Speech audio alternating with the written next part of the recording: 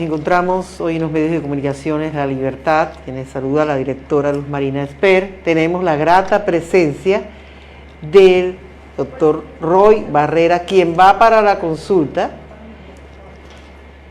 Roy, bienvenido. Muchas gracias, directora Luz Marina, a todos los internautas, que ahora son internautas, lectores, oyentes del grupo de medios de La Libertad. Muchas gracias a Juan, a Natalie. Aquí estoy de nuevo en Barranquilla, diciéndole al pueblo caribe cosas que no he dicho. Le voy a dar algunas chivas. Pero lo primero es que estoy seguro que la inmensa mayoría del pueblo caribe, primero, está de acuerdo con nosotros desde hace 5 años en que hay que avanzar en el cambio social. Por eso ayudé a elegir a Petro. Y hay que continuar con ese cambio. Pero hay que asegurar que ese cambio se vuelva viviendas, hay que construir 15.000 viviendas que hacen falta en Barranquilla, que se vuelva seguridad, las bandas no pueden seguir extorsionando, que se vuelva educación para 193.000 jóvenes que están saliendo del bachillerato y no tienen asegurada su universidad ni educación para el trabajo. Es decir, el cambio es de verdad. El subsidio a las madres comunitarias, a los pensionados que apenas les están subiendo el IPC, les voy a subir lo justo, que es lo que equivale al salario mínimo, porque si no van perdiendo platica. A las madres, jefes de hogar, como la mía, yo soy orgullosamente hijo de una madre soltera. Cuando nace el bebé, le consignamos en un fondo que nadie puede tocar 12 millones de pesos, porque esa cifra, Juan, permite que esa mamita, cuando el bebé cumpla 18 años, ya tiene pagada la universidad. Entonces le quitamos esa preocupación a las mamás, y si a mi mamá le hubieran dado ese apoyo, hubiera sido más fácil salir adelante. A mí me tocó rebuscarme, ser mesero, panadero, taxista. Entonces vamos a hacer un gobierno que haga que el cambio social sea un cambio seguro, estable y profundo. Un hecho, o sea, menos populismo, menos extremo y más realidades. Pero la directora lo ha dicho de manera perfecta, sin tanta carreta. Es decir, la mayoría de los colombianos y del pueblo caribe no quiere ni extremismos ni populismos, que son irresponsables. Quiere un gobierno serio, estable, que haga, que ejecute y que una al país. Yo los convoco a todos, a todos. La mitad de Colombia no ha decidido por quién votar. Que se despierten de la pesadilla, que las encuestas nos quieren enceguecer y nos dicen que estamos condenados al populismo. Yo estoy seguro que no están tranquilos con los punteros en las encuestas y no están tranquilos con el señor Quintero de Medellín. Despertémonos de la pesadilla. Colombia despierta, y el 8 de marzo a votar masivamente y me ayudan a darle a Colombia un gobierno serio. Bueno, la realidad es que hoy en día está una encuesta dejando de qué hablar y dicen que apenas unos cuantos candidatos están marcando 2%, otra candidata apenas empezó a aparecer. Siguen diciendo que este candidato que al parecer aparentemente apoya este gobierno es el que está liderando.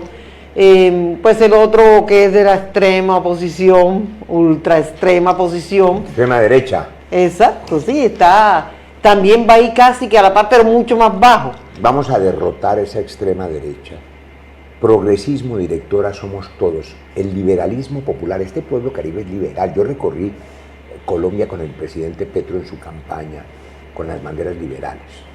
Es el liberalismo el que liberó los esclavos el siglo pasado, el que defendió a los campesinos, los artesanos, la reforma agraria, los derechos de las mujeres, los derechos de la comunidad LGTBI, el derecho a la libertad de cultos, a la libertad de información, de expresión. Les cuento, antes de abrir los micrófonos, les decía mi decisión como gobierno de fortalecer los medios regionales, radiales, escritos, porque sin prensa libre no hay democracia.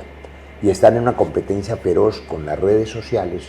Como en las redes sociales no hay director, ni directora, ni editor, entonces es el mundo de las falsedades, de las mentiras, de la posverdad, le dicen a eso, y los ciudadanos se intoxican de una cantidad de mentiras que hacen que los hagan equivocar. Entonces hay que fortalecer los medios serios. Este periódico lleva casi medio siglo, ¿no? ¿Cuánto, directora? 46 años, vamos para 47. En abril. En abril, el 7 de abril, así es. Una institución, un periódico que lleva 47 años, medio siglo, es una institución que hay que cuidar. Yo defiendo las instituciones. Hay unos que andan por ahí diciendo que hay que prenderle candela al Congreso, que hay que cerrarlo, que hay que hacer una constituyente para acabar con todo, hasta con el nido de la perra, dicen por allá. No, no, no. No más incertidumbre. El país necesita un gobierno de expertos, serio, un gobierno con ministros que sepan el oficio, un gobierno que sea capaz de sacar a Colombia de sus problemas y de aprovechar sus oportunidades, que son muchas. ¿Cuál es la electorabilidad, digamos, en temas del país para las futuras elecciones presidenciales después del 8 de marzo, cuando ya esté organizadito el Congreso, cuando ya haya elecciones? Eso es clave. El 8 de marzo cambia completamente el panorama. Las encuestas de ahora no sirven para nada. Yo tengo 1%, aquí voy con mi 1% y lo voy a volver 3 millones de votos. Y ese día, con un Congreso nuevo, voy a asegurarle a Colombia la aprobación de las reformas. Le aseguro que una vez elegido, en una semana, yo no tengo que esperar a julio, en una semana tengo armada la coalición de gobierno que haga la reforma a la salud que hace falta, que profundice la reforma pensional. Por ejemplo, los taxistas, yo fui taxista, no tienen seguridad social. Los desempleados, los informales, que son el 53%, esos no se han podido beneficiar del salario mínimo porque nadie les paga el salario mínimo. La señora tiene que salir a vender fruta o a limpiar zapatos o a limpiar vidrios o el odontólogo por su cuenta. Hay que garantizar la seguridad social de esas personas. Las mujeres cuidadoras. Son 800.000 mujeres en Colombia que cuidan familiares discapacitados, ancianos, la abuelita, la mamá. Nadie les paga. Y como están tiempo completo cuidando al familiar, a veces durante años o toda la vida, nunca cotizan pensión. Les voy a dar pensión, porque nadie se las reconoce. Así que hay que profundizar la reforma pensional, la reforma laboral, la reforma a la salud y la reforma a la justicia. Mire, ayer, estoy indignado, ayer un tipo mató a su exnovia de una niña de 21 años. La familia en Bogotá.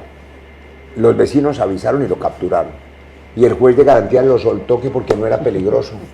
O sea, voy a reformar la justicia, que es esa vergüenza. De 1.000 capturados diarios, ¿sabe cuántos sueltan al otro día? 800. Hay que hacer una reforma a la justicia para que se proteja a las familias y no a los delincuentes. Todas esas reformas son el cambio verdadero que le permita a la gente trabajar, vivir segura y en paz. Un cambio con fuerza, Juan.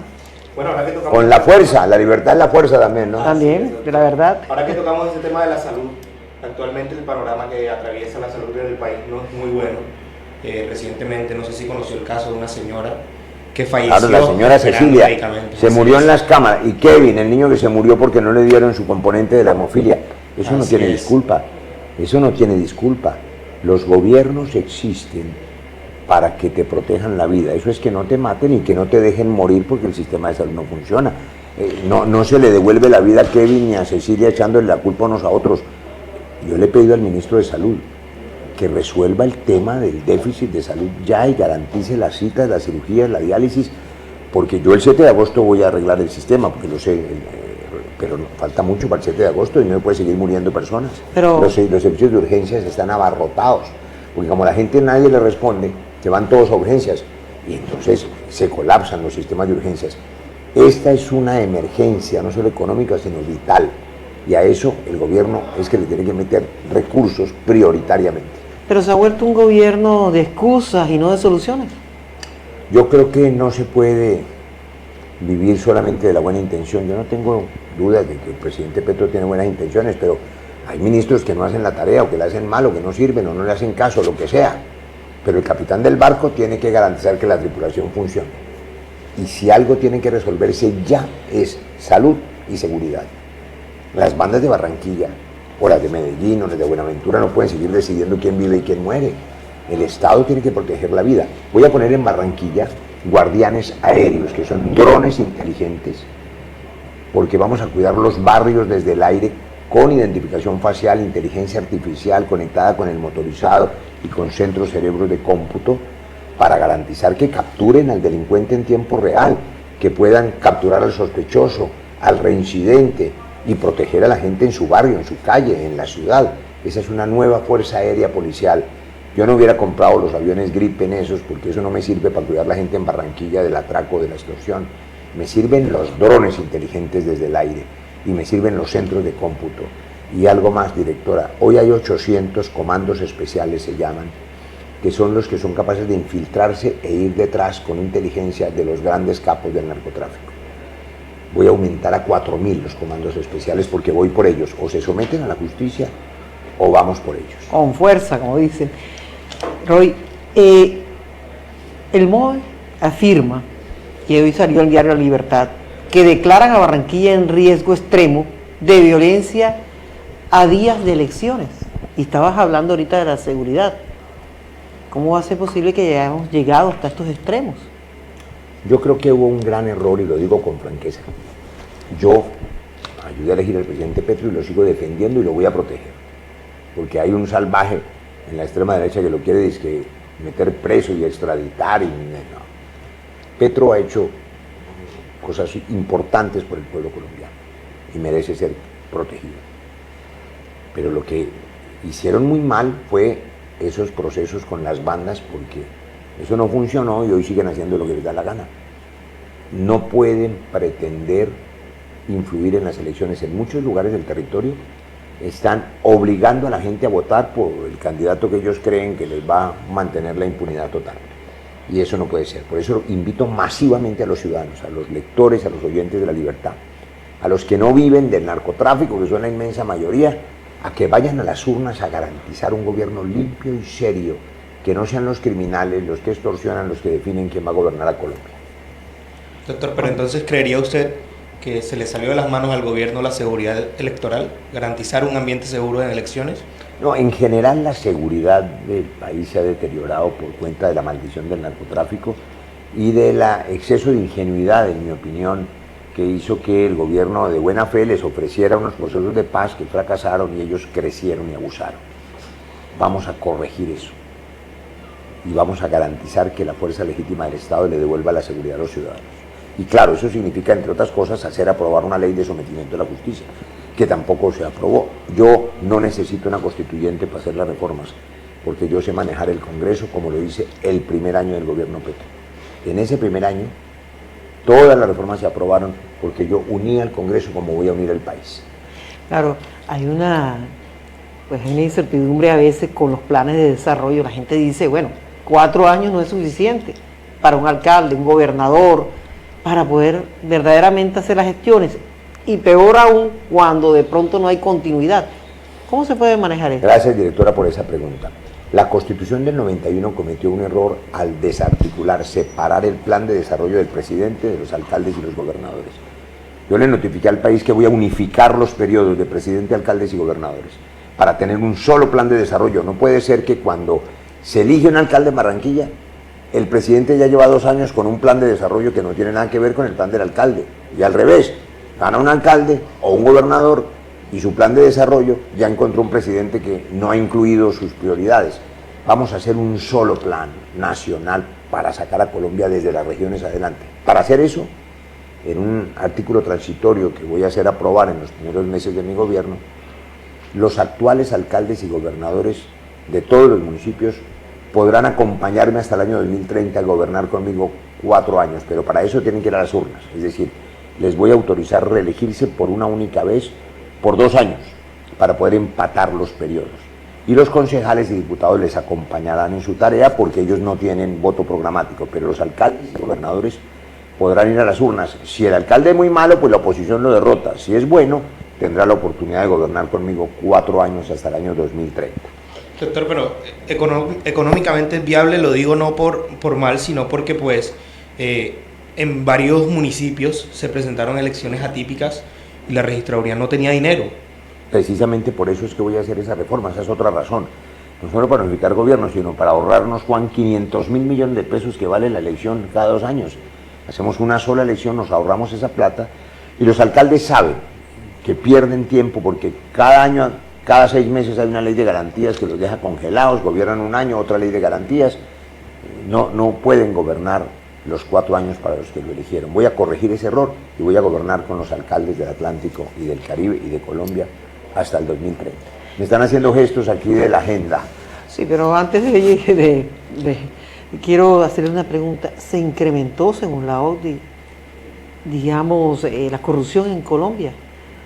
¿Cómo ve este panorama? Y estadísticamente, ¿cómo podemos ir evolucionando a nivel económico también? Yo creo que Colombia tiene 2 enfermedades crónicas. Esa maldición del narcotráfico. Colombia es víctima de los consumidores del primer mundo, ¿no? Porque aquí ponemos los muertos y ellos ponen la nariz para meterse la cocaína. Hay una hipocresía muy grande. Ellos venden marihuana en todos los centros comerciales y aquí persiguen a los cultivadores. Hay que regularlo como se regula el alcohol y el tabaco. Pero la otra maldición es la corrupción. Y por supuesto yo escribí un libro sobre eso hace años, hace 5 o 6 años, porque la reforma política es la mejor manera de acabar con la corrupción. El sistema actual es un sistema clientelista, está inventado así. Cada candidato compite con los demás en una cosa a codazos que destruye los partidos por dentro. Voy a hacer la reforma política anticorrupción. Y la última pregunta que me hace la directora, nada de esto puede hacerse si el país no se une en apuestas de reactivación económica. Tengo que reactivar la construcción que está paralizada porque genera empleo. Voy a construir 1 millón de viviendas. Hay que volver a echar la maquinaria de las vías, hay que construir 15.000 kilómetros de vías rurales y de placas huellas y vías terciarias para que el campesino saque el producto. Voy a reconstruir el IDEMA, que es un centro de acopio y seguro de cosecha. En este país lleno de oportunidades hay que hacer puertos, aeropuertos, dobles calzadas, por concesión, con auditorías para que las concesiones no abusen y no sean abusivas como la de Barranquilla, que dejó tirado el aeropuerto. Pero hay que garantizar que el Estado, dándole confianza de inversión al inversionista nacional y extranjero, nos permita hacer las grandes obras que pongan a Colombia a producir. La tierra, 30 millones de hectáreas, se necesita campesinos y se necesitan industriales para poder desarrollar el campo. El cacao tiene que volverse chocolatería, la palma tiene que volverse manteca de cacao, industria farmacéutica, es decir, las frutas tienen que volverse conservas. Para eso hay que poner centros de procesamiento, frigoríficos para 500.000 pescadores y garantizar que el pescado no se les dañe, sino que puedan almacenarlo mientras lo venden a buen precio. En fin, hay tanto por hacer, directora, que estoy con muchas ganas de que llegue el 7 de agosto para ponernos a trabajar por Colombia. Bueno, pero antes de retirarte, porque sé que el tiempo apremia, sus mismas distracciones en el país, que lo han marcado el populismo. Por ejemplo, el dólar bajó. Por ejemplo, el sueldo se subió, que está bien, está adecuado, que tengan una vida digna los empleados, los trabajadores, pero que se mantengan los productos de la canasta familiar y todo. Pero estos sofismas, algunos que otros, entre otros, o mezclados ahí, por ejemplo, se sube la gasolina, pero se baja 500 pesos después que se subió 8.000 pesos.